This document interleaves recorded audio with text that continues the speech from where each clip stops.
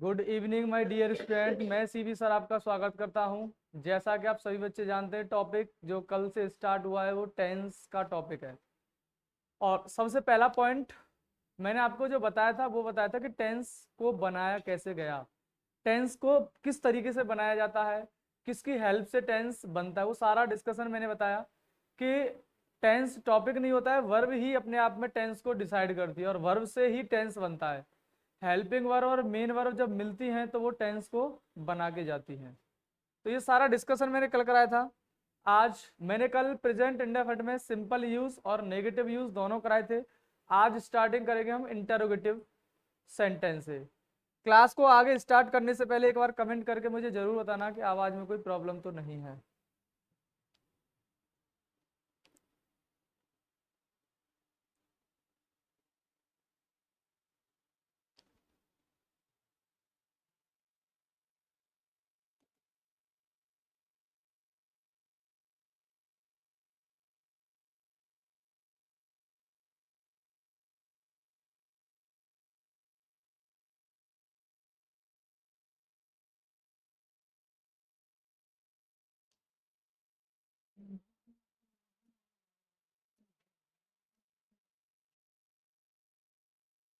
चलिए भाई, आज का जो डिस्कशन रहेगा वो टेंस में आप प्रेजेंट इंडेफिनिट में इंटरोगेटिव सेंटेंस या डिस्कशन को आगे लेके जाएंगे। प्रेजेंट इंडेफिनिट का इंटरोगेटिव सेंटेंस होगा भाई। Use of interrogative sentence, use of interrogative sentence.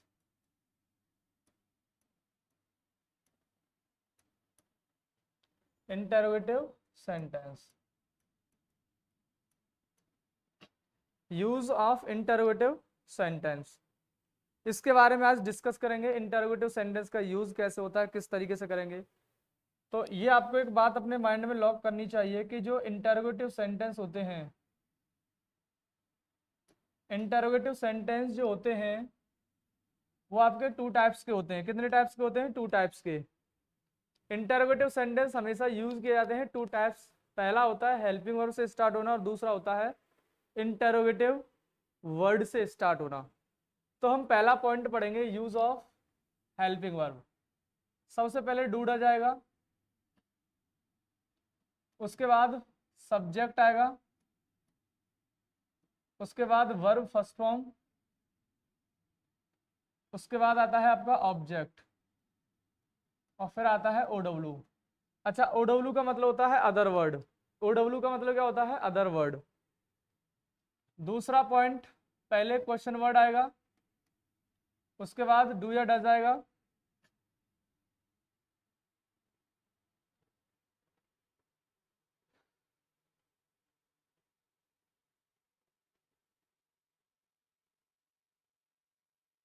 चलिए भाई, डू या डज आएगा, उसके बाद आपका सब्जेक्ट आएगा, सब्जेक्ट के बाद वर्ब फर्स्ट फॉर्म आएगी, उसके बाद ऑब्जेक्ट एंड देन ओडब्ल्यू। तो आपका जो इंटरोगेटिव सेंटेंस बनेगा तो ये दो स्ट्रक्चर होते हैं आपके, हेल्पिंग वर्ब से स्टार्ट होना और दूसरा होता है क्वेश्चन वर्ड से स्टार्ट होना। अगर इसके एग्जाम्पल की बात की जाए तो इसके एग्जाम्पल की, जैसे मैंने एक सेंटेंस बोला, do oblique does, you read this newspaper. अब मुझे बताना है ये सेंटेंस में डू आएगा या डज आएगा, डू आएगा कि डज आएगा। तो बहुत सिंपल सा पॉइंट है, अगर सेंटेंस में आपका ये यू प्लूरल सब्जेक्ट है, पी एल सब्जेक्ट है, तो उसके लिए आप डू का यूज करेंगे ना कि डज का। क्योंकि जब भी आपका प्लूरल सब्जेक्ट होता है तो आपको करना पड़ता है हेल्पिंग वर्ब डू का यूज। ठीक है ना। अगर मैं बात इंटरोगेटिव सेंटेंस की करूं तो जैसे वाई, डू और does she abuse her elders, वह अपने बड़ों को गाली क्यों देती है। तो why does she abuse her elders. तो इस चीज को समझने की कोशिश करना। अब यहाँ जो यूज होगा ना वो सी के अकॉर्डिंग डज होगा, ना कि डू होगा। तो why does she abuse her elders इसका करेक्ट आंसर होगा। फटाक से कॉपी करेंगे, डिस्कशन को आगे लेके चलते हैं।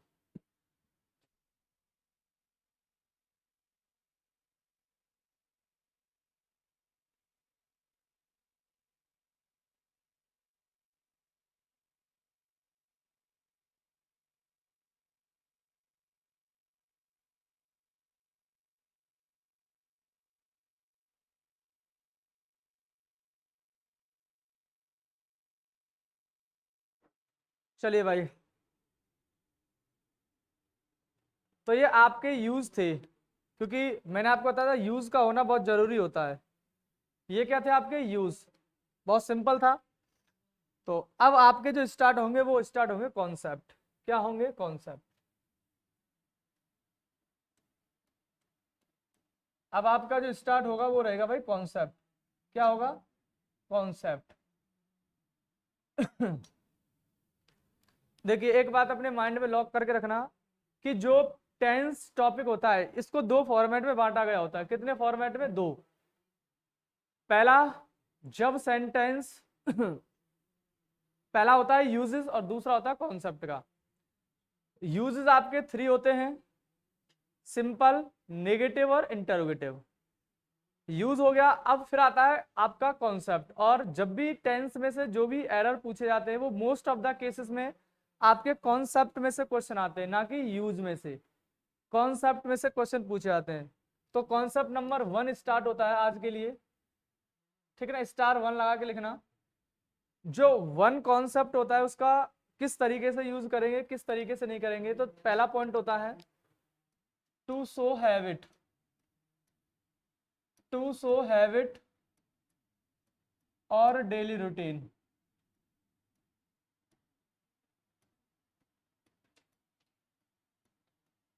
ध्यान से सुनना भाई, पहला पॉइंट ही आपका होता है, यानी कि जो प्रेजेंट इंडेफिनिट टेंस का जो यूज करते हैं वो किसके लिए करते हैं, टू शो हैबिट और डेली रूटीन।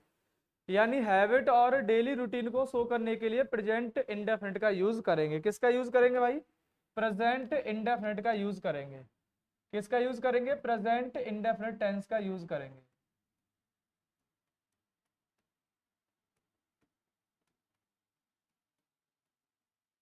जब भी आपको हैबिट और डेली रूटीन शो करना है तो आपको यूज करना पड़ेगा प्रेजेंट इंडेफिनिट टेंस। क्या करना पड़ेगा, प्रेजेंट इंडेफिनिट टेंस।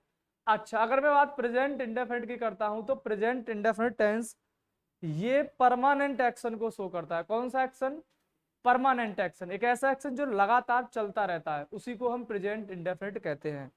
अच्छा, जब किसी की हैबिट होती है तो वो एक तरीके से डेली रूटीन को शो करती है या परमानेंट एक्शन को शो करेगी।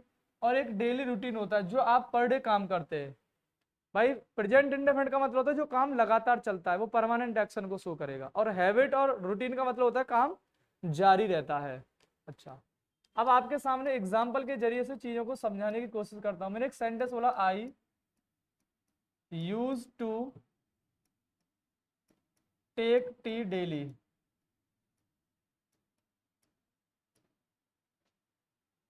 मैंने एक सेंटेंस बोला, I use to take tea daily. और एक और सेंटेंस बोला, I use to go to school every day या डेली, कुछ भी लिख लो, नो प्रॉब्लम। मैंने आपके लिए दो सेंटेंस लिखे हैं, I use to take tea daily और एक लिखा है I use to go to school daily. तो अब मुझे बताना है दोनों में से कौन सा करेक्ट है, या फिर दोनों ही करेक्ट है या दोनों ही इनकरेक्ट है। बताइए भाई, इसका डिस्कशन दीजिए मुझे। कौन सा राइट होगा, कौन सा रॉन्ग होगा, या दोनों ही राइट होंगे या दोनों ही इनकरेक्ट होंगे। बताओ, जब तक मैं आपके क्वेश्चन आंसर का इंतजार करूंगा।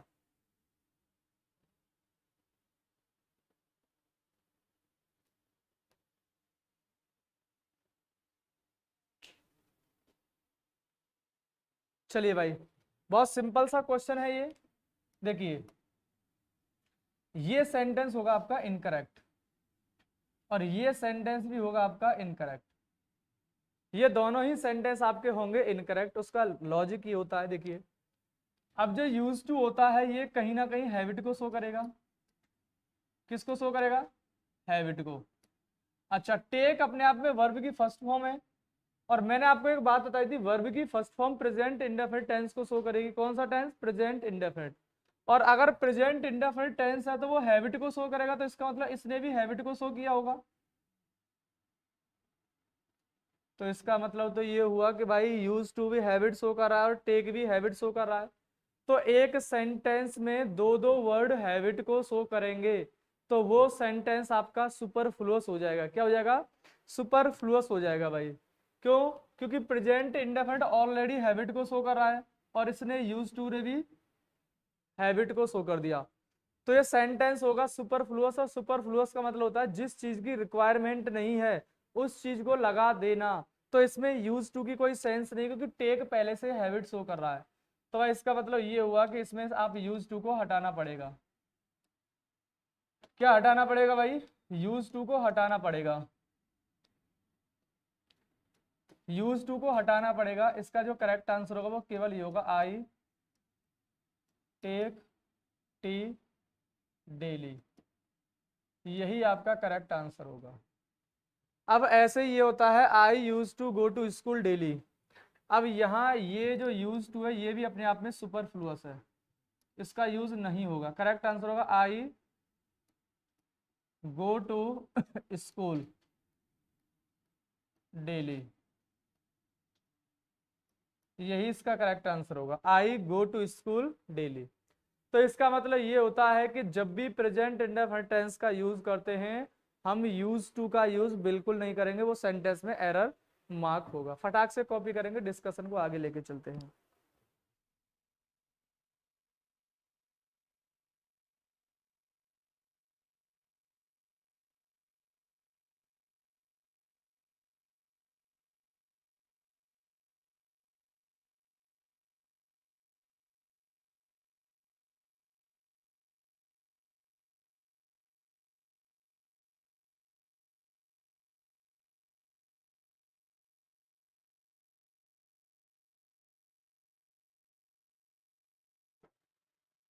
चलिए भाई, आपने इसको कॉपी कर लिया होगा। तो आपने क्या सीखा है? पहला पॉइंट, यूज टू और डेली रूटीन का यूज नहीं करेंगे, उसमें आपको यूज टू का यूज हटाना पड़ेगा। चलिए, अब आपका दूसरा कॉन्सेप्ट जो स्टार्ट होता है उसको हम बहुत अच्छे से पढ़ेंगे, और तुम्हारे एग्जाम में कई बार क्वेश्चंस पुटअप किए गए, ठीक है ना? किस तरीके से किए गए, कैसे किए गए, बता। देखिए, आपको क्या करना है? Present indefinite, present indefinite tense so universal truth, universal truth, comma mathematical fact,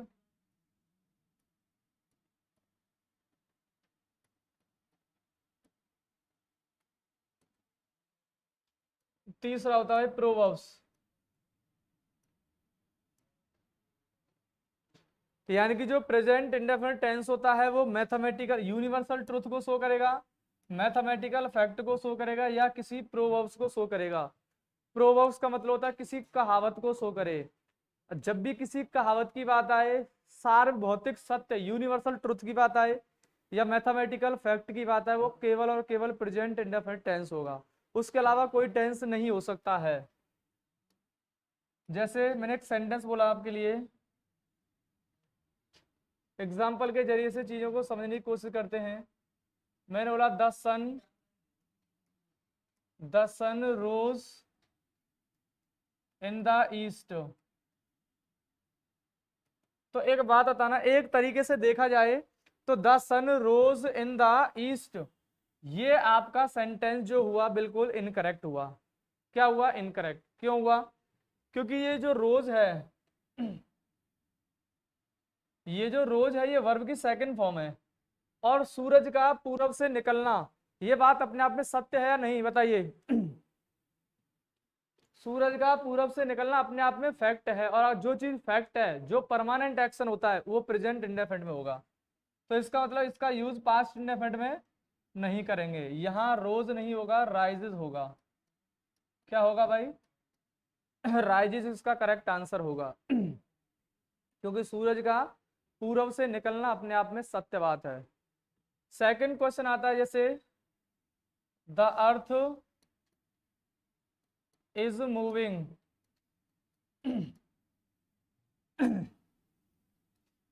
moving round the sun. अब मुझे बताओ क्या ये सेंटेंस राइट होगा? The earth is moving round the sun. बताइए, the earth is moving round the sun, क्या इस sentence का ऐसा कहना पॉसिबल होगा या नहीं? बताइए भाई। बिल्कुल इनकरेक्ट होगा ये स्ट्रक्चर।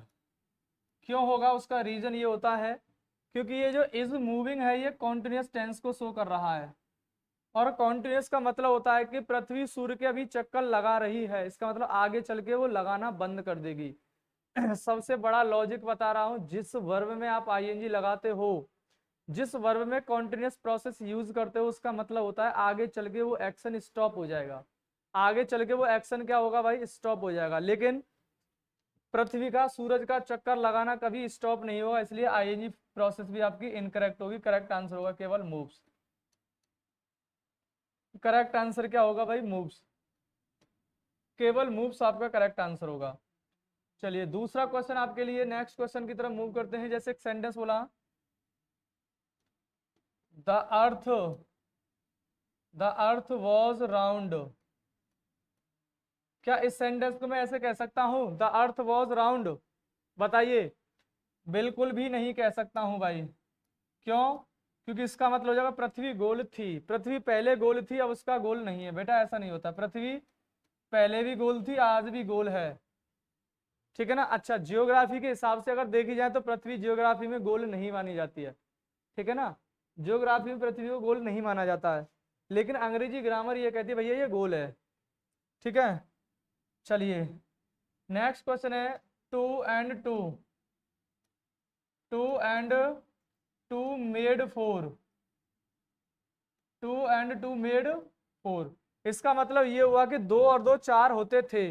दो और दो कितने होते थे? चार। अच्छा, पहले चार होते थे, अब हो सकता है चार नहीं है, पांच होने लग गए हो, छह होने लग गए हो। इसका मतलब तो ये हुआ कि भाई दो और दो चार होते थे, इसका मतलब अब दो और दो चार नहीं होते। क्या बात ये राइट है? क्या बात ये राइट है? दो और दो चार होते हैं या होते थे? बेटा होते हैं। ये आज से 100 साल पहले भी होते थे, आज भी होते हैं, और जब तक शायद पृथ्वी रहेगी दो और दो चार ही होते रहेंगे। ठीक है ना? क्योंकि ये मैथमेटिकल फैक्ट है, ये कभी चेंज नहीं होगा, और जो चीज चेंज नहीं होगी उसको हम प्रेजेंट इंडेफिनिट के अलावा किसी चीज में लिख नहीं सकते। तो करेक्ट आंसर होगा मेक्स। क्या होगा? मेक्स। तो इसका करेक्ट आंसर क्या हो जाएगा भाई? मेक्स हो जाएगा। तो ये मैथमेटिकल फैक्ट हुआ। अच्छा, कभी कभी होता है आप यूज करते हो, जैसे क्वेश्चन आया जैसे लव इज और वॉज ब्लाइंड। अच्छा, इसमें इज आएगा या वॉज आएगा? बताइए। लव इज वॉज ब्लाइंड, अगर मैं वॉज लगाता हूं तो इसका मतलब ये होता कि प्यार अंधा था या अंधा होता था। पहले होता था, अब ऐसा लग रहा है कि भैया अब प्यार की आंखें आ गई हैं। पहले अंधा होता था, अब आंखों वाला प्यार हो गया, ऐसा नहीं है।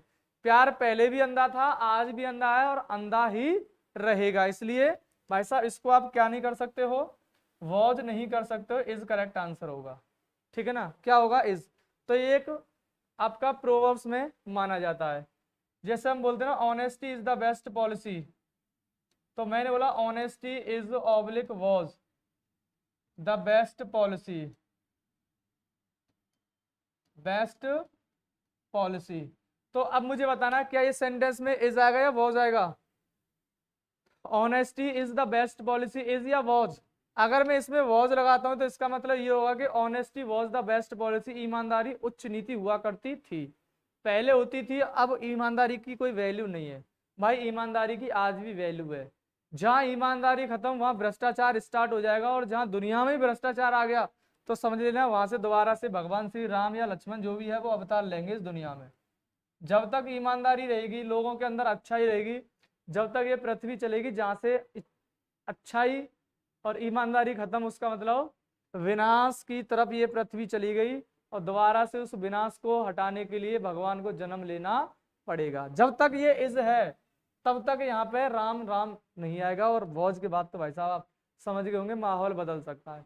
इसको कॉपी करो, डिस्कशन को आगे लेके चलते हैं।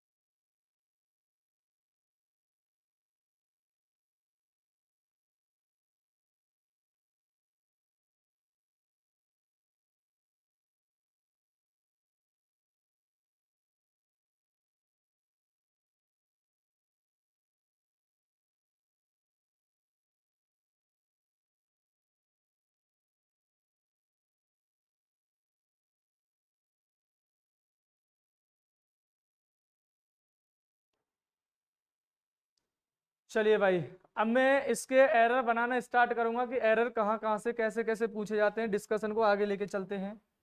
आपके सामने पहला क्वेश्चन है, जैसे ही टोल्ड मी दैट द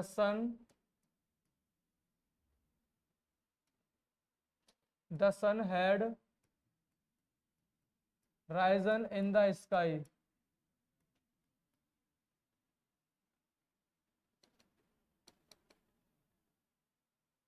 ठीक है ना, इतना ही छोड़ दिया मैंने, इन द ईस्ट कर देते हैं, इन द ईस्ट। ठीक है ना, इन the east.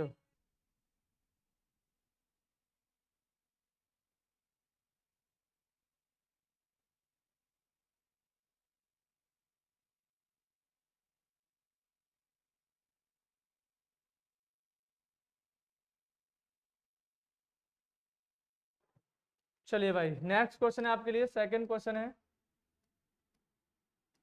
C said comma inverted that आएगा यहाँ पे, कॉमा इंटेड कॉमा नहीं लगाना है।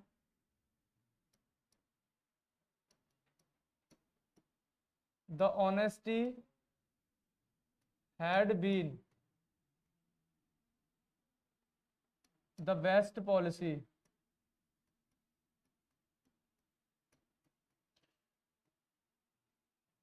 एक और क्वेश्चन है, लिखते हैं आपके लिए,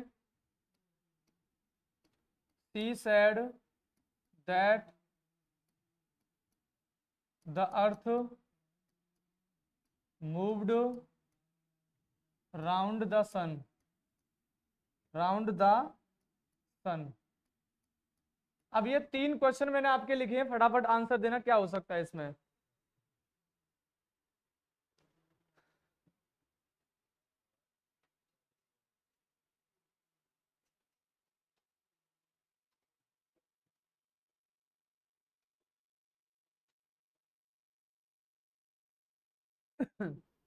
चलिए, क्वेश्चन बहुत आसान है, ये सिंपल है, क्योंकि इसका डिस्कशन मैं ऑलरेडी करा चुका हूं आपके लिए। देखिए, द सन हैड राइजन नहीं होगा बेटा, राइजेस हो जाएगा। क्या हो जाएगा? राइजेस। क्योंकि इन द ईस्ट की बात हो रही है, तो ये किसको शो करेगा भाई? प्रेजेंट इंडेफिनिट परमानेंट एक्शन, यानी कि यूनिवर्सल ट्रुथ को शो करेगा। ठीक है, नेक्स्ट है, she said that the honesty had been का कोई सेंस नहीं है, इज द बेस्ट पॉलिसी होगा, इज द बेस्ट पॉलिसी होगा। और यहाँ मूव्ड नहीं आएगा, मूव्स आएगा। उसका रीजन ये है क्योंकि पृथ्वी का सूरज के चक्कर लगाना, सूर्य के चक्कर लगाना एक तरीके से ये परमानेंट एक्शन को शो करेगा, यूनिवर्सल एक्शन को शो करेगा, इसलिए इसमें हम मूव्स का ही यूज करेंगे। तो ये था दूसरा यूज। क्या था भाई? ये दूसरा यूज था। अब आप तीसरे यूज की तरफ मूव करेंगे, या कॉन्सेप्ट बोल लो या यूज बोल लो। ठीक है ना, चलिए थर्ड यूज के बारे में डिस्कस कर सकते हैं हम। अब लिखेंगे सम एडवर्ब्स आर यूज्ड,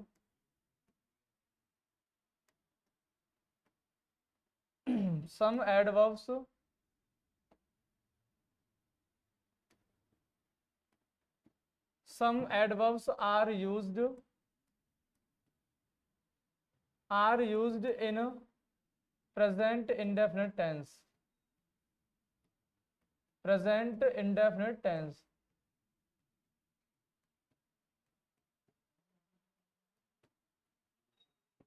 ये आपका यूज है भाई। Some adverbs are used in present indefinite tense.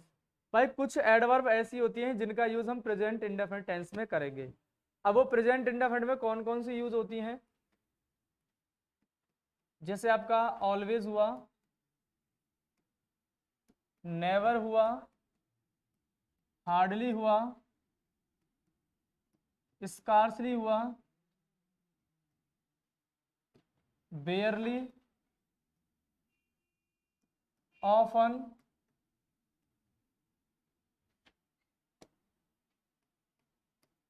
Seldom, usually. Usually के बाद आपका आता है every plus time expression.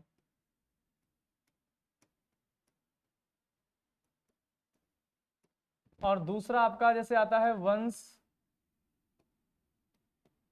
Once, twice, thrice, उसके बाद टाइम एक्सप्रेशन।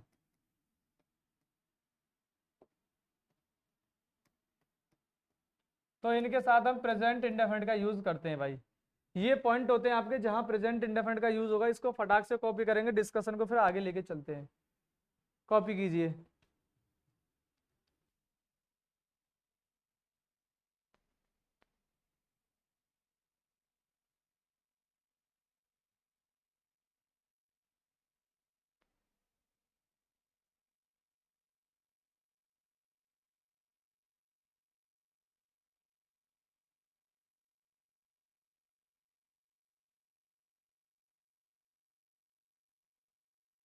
चलिए भाई चीजों को समझने की कोशिश करते हैं। मैंने एक सेंटेंस बोला जैसे आई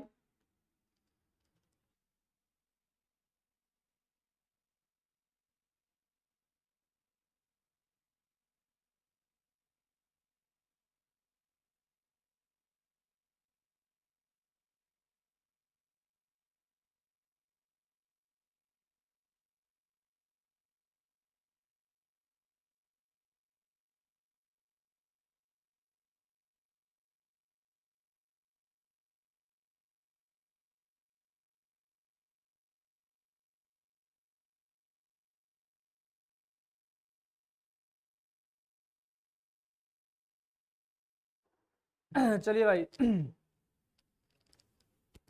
इसमें एक सेंटेंस बोला जैसे I always go to school. तो बेटा ये सेंटेंस सही है, I always go to school, ये सेंटेंस अपने आप में राइट है। एक बात समझने की कोशिश करना, ये जो जितने भी वर्ड है ना, अगर इनका यूज होता है तो ये सेंटेंस को एम्फेसाइज करने के लिए यूज किए जाते हैं। सेंटेंस को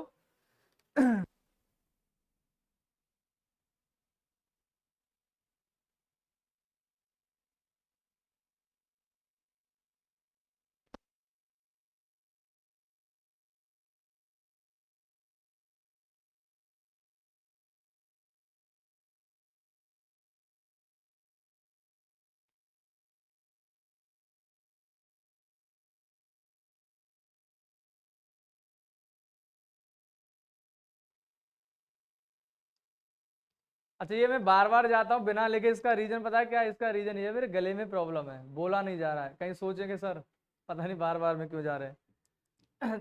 तो देखो ये जो जितने भी एडवर्ब है ना, ये सेंटेंस को एम्फेसाइज करने के लिए यूज किए जाते हैं। अगर इनका हम यूज ना करें ना सेंटेंस तब भी राइट होगा। जैसे मैंने बोला I always go to school, अच्छा इस ऑलवेज को मैंने हटा दिया, आई गो टू स्कूल कर दिया, बताना सेंटेंस राइट होगा रॉन्ग? ये सेंटेंस अब भी राइट है। तो इनके हटाने से लगाने से सेंटेंस का मीनिंग बदल सकता है लेकिन सेंटेंस गलत नहीं हो सकता है।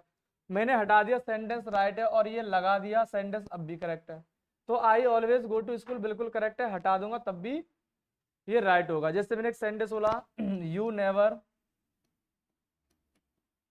You never sing a song, तुम एक गाना कभी नहीं गाते हो, तो इसका मतलब ये सेंटेंस राइट है, कोई प्रॉब्लम नहीं है।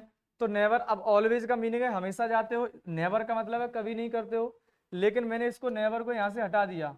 अब बताना क्या सेंटेंस ये गलत हो जाएगा? यू सिंग अ सॉन्ग, भाई तुम एक गाना गाते हो, बस मीनिंग ही तो बदला। नेवर के साथ कभी नहीं गाते हो, नेवर को हटा दिया गाते हो, तो मीनिंग बदला लेकिन सेंटेंस फिर भी राइट है। और मैंने इसको लगा दिया तो इसका मीनिंग बदल गया लेकिन सेंटेंस राइट है। इसको हटाओ लगाओ सेंटेंस फिर भी राइट होता है। तो ये एम्फेसाइज करने के लिए यूज किए जाते हैं।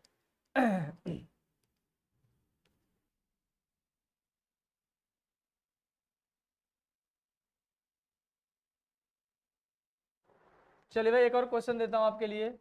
मैंने एक सेंटेंस बोला जैसे am am taking I am taking tea twice twice a day. अब मुझे बताओ क्या ये सेंटेंस राइट है? I am taking tea twice a day, बताओ ये सेंटेंस राइट होगा रॉन्ग होगा? I am taking tea twice a day. अब इस पे आइए थोड़ा सा। मैंने ये जितने भी एक्सप्रेशन लिखा है इनका यूज प्रेजेंट इंडेफिनिट में करेंगे। अच्छा, प्रेजेंट इंडेफिनिट के अलावा ध्यान से सुन लेना, कॉन्टिन्यूअस में नहीं करेंगे। किस में नहीं करेंगे? कॉन्टिन्यूअस में। उसके अलावा आप किसी भी टेंस में इनका यूज कर सकते हैं। प्रेजेंट कॉन्टिन्यूअस या पास्ट कॉन्टिन्यूअस में इसका यूज नहीं होता है, बाकी में हो सकता है। अब इस पे आइए, आई am taking tea twice a day, इसका मतलब क्या? मैं दिन में 2 बार चाय पी रहा हूं या पीता हूं, बताइए। दिन में 2 बार चाय पीता हूं, क्योंकि जैसे ही ट्वाइस अ डे आया, क्या आया भाई? Twice a day. तो इसने आपको बताया क्या? जैसे ही ट्वाइस अ डे आता है तो ये एक तरीके से हैबिट को शो करेगा भाई। और जब ये हैबिट को शो करेगा तो इसके साथ में हम आईएनजी का यूज नहीं करेंगे, क्या करेंगे? टेक। तो इसका करेक्ट आंसर होगा I take tea twice a day, मैं दिन में 2 बार चाय पीता हूं। मैंने एक सेंटेंस और बोला जैसे are watching you are watching the TV every morning. अब मुझे बताना क्या ये सेंटेंस राइट होगा रॉन्ग होगा? You are watching the TV every morning, बताइए। You are watching the TV every morning, वही ये सेंटेंस होगा आपका इनकरेक्ट। क्यों होगा? उसका रीजन ये होता है, देखिए तो यहाँ पे आइए, एवरी है ना यहाँ पे, और एवरी के बाद ये टाइम एक्सप्रेशन है ना। अब इनका यूज किस में होगा? प्रेजेंट इंडेफिनिट में। अब यहाँ आइए, एवरी के साथ ये मॉर्निंग आया है ना, तो ये every plus morning time expression है। तो अगर ये टाइम एक्सप्रेशन है तो यहाँ ये कॉन्टिन्यूस का सेंस दिया है, ये सेंटेंस आपका इनकरेक्ट होगा। करेक्ट आंसर होगा आपका वॉच। करेक्ट आंसर क्या होगा? वॉच। तो twice a day, thrice a week, every day, every month, every year, every hour, इनके साथ प्रेजेंट कॉन्टिन्यूस का यूज नहीं करेंगे। अगर किया तो आपने वो सेंटेंस हो जाएगा आपका इनकरेक्ट। एक और सेंटेंस देता हूं जैसे सी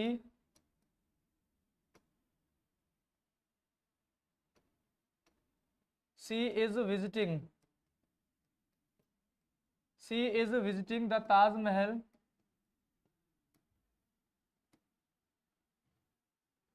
ट्वाइस अ मंथ।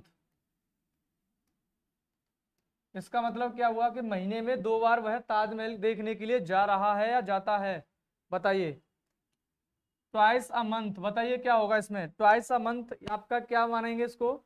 इसको मानेंगे ट्वाइस के बाद टाइम एक्सप्रेशन है, तो ये कहीं ना कहीं आपको हैबिट या परमानेंट एक्शन की बात कर रहा है। और अगर इसकी बात कर रहा है तो ये आईएनजी वाला कॉन्सेप्ट क्लियर नहीं होगा यहाँ पे, ये होगा आपका इनकरेक्ट। क्यों? आईएनजी का मतलब होता है आगे चल के वो काम रुक जाएगा, लेकिन महीने में 2 बार किया है काम, तो इसका मतलब यहाँ विजिट आएगा। क्या होगा भाई? विजिट्स। फटाक से कॉपी करेंगे, डिस्कशन को आगे लेके चलते हैं भाई।